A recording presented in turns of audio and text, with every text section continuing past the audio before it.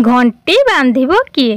गाँ जमीदारंकर बड़ कोठा घर, कौ कालर पुरुणा घर, केते बखरा भांगी रुजी गलानी।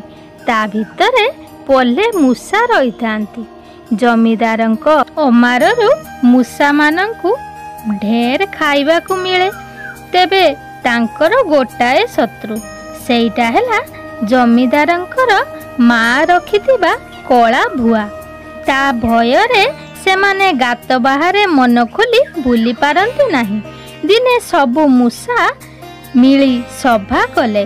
भुआ बिराड़ी दाउरू रक्षा पाइबा पाई उपाय चिंता कले। अनेक मूषा अनेक कथा कहिले, काहारी मन को सेई कथा गुड़ाक गला नाही। शेषरे गोटाए टोका मूषा बाहरी पड़ी कहिला, भाई माने भुआ बेकरे गोटाए घंटी बांधी दबा, से जेते बेले आसीबो जणा पड़ी जीवो।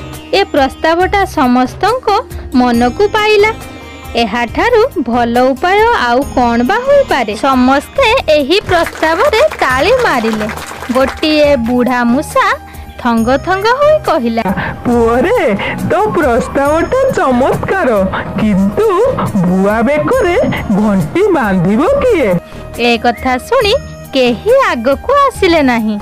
केही मध्य आगको आसी कहिले नाही जे मु भुआ बेकरे घंटी बांधी पारिबी।